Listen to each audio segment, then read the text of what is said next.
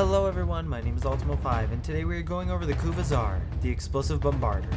The Kuva Zarr is a Kuva version of the Zarr and is obtained by either vanquishing a Kuva Lich or trading from a player a Kuva Lich that they already conquered. Has a max rank of 40, and in order to obtain this level the player must formula the weapon at least 5 times. Due to this feature, the player gains a total of 4,000 mastery points rather than 3,000. However, the builds in this guide only require 2 forma. Excels in short to long range combat, dealing with high leveled enemies of all factions in small to extremely large crowds. And the Kuva Zarr has an alternative fire that switches the weapon between cannon mode and barrage mode. With this weapon, the player gets an option of having a bonus Kuva element, which caps at 60% based off the progenitor Warframe you choose to spawn the Kuva Lich. My recommended Kuva element would be Toxin. The Kuva Zarr had some buffs when compared to the original Zarr. These stats would be higher base damage, higher secondary attack damage, higher base and primary critical chance, higher base and primary status chance, higher fire rate, a larger magazine capacity, a smaller max ammo capacity, and a slower reload time.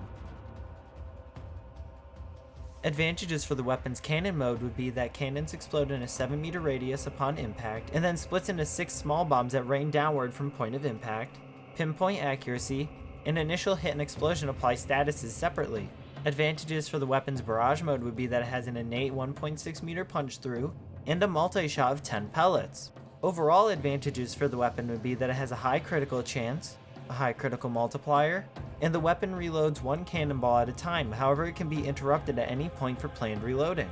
Disadvantages, however, for the weapon's cannon mode would be explosion and small bombs inflict self-stagger, explosion and small bombs have linear damage fall off, and projectiles have travel time with Arcane.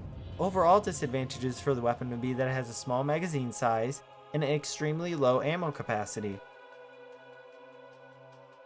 The elements for the Kuva Zarr against the Corpus would be Viral Electric. Viral amplifies health damage by 100% for 6 seconds and stacks up to 10 times for a total of 325%. Meanwhile, Electricity stuns the target for 3 seconds and deals 50% base damage per second for 6 seconds. The build's flex slot is Heavy Caliber or Stormbringer and is great. I ended up testing quite a few different combinations, and Viral Electricity performed the best in both modes. However, it has very slight issues against alloy armor such as the Bursa or those in the Index, but it still works fantastic and is a blast to use.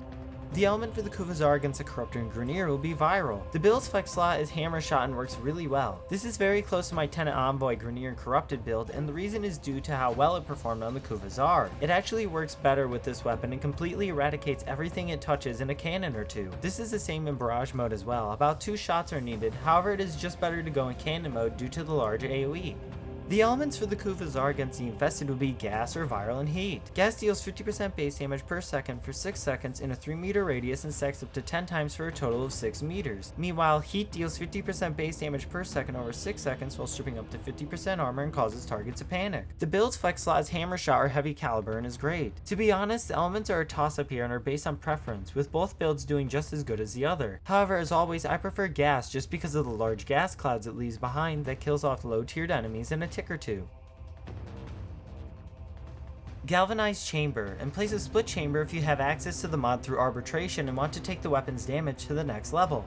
Galvanized Scope. In place of Critical Delay if you have access to the mod through Arbitration and want to take the weapon's damage to the next level. However, it is easier to use Barrage mode in order to get these stacks, then switch back to Cannon mode. Vigilante Supplies or Primed Rifle Ammo Mutation in place of having no Exilis mod. This will cost 1 more forma in order to have though, but can help with ammo for the weapon, considering that it draws ammo from the sniper pool. Cryo Rounds and Bane mods in place of their primed counterparts if you don't have them. Point Strike in place of Critical Delay if you don't want the negative fire rate and are okay with losing a bit of critical chance.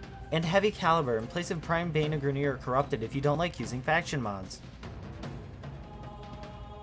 There are several ways to enhance critical stats, damage, and utility for this weapon. For instance, for damage, Rhino's Roar. Nova's Molecular Prime, which makes all sources of damage increase by 100% against primed enemies. Mirage's Eclipse mixed with her Hall of Mirrors as a massive damage bonus during the day or in light. Saren's Toxic Lash mixed with her Spores abilities. Equinox's Rest and Rage in day form makes targets more vulnerable to damage.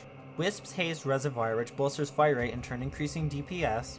And Chroma's Vex Armor, when health gets damaged, increases weapon damage. For critical stats, Harl's Covenant can add up to 50% critical chance and 200% on headshots.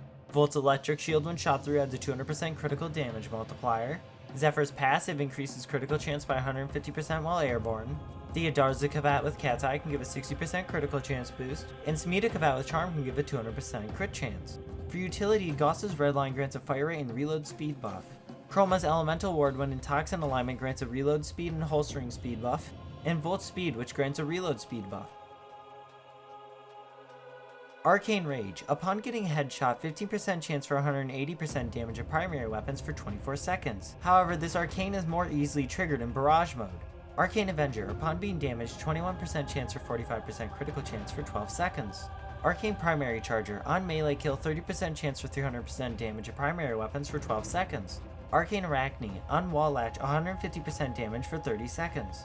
In Primary Merciless, on kill 30% damage for 4 seconds, which stacks up to 12 times and comes with 30% reload speed and 100% max ammo. This arcane I would say is more beneficial to the Kuva Zarr due to increased max ammo and reload speed. However, if one does want to use Primary Deadhead instead, that would be okay, but you have to use Barrage mode in order to get the stacks more easily, then switch to Cannon mode.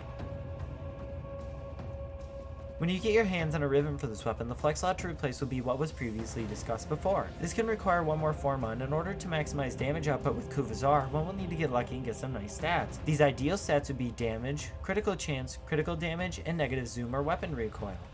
Thanks for watching. If you want to see more guides on Warframe, please click the like and sub buttons and let me know. And as per usual, I will see you guys in the next video. Goodbye.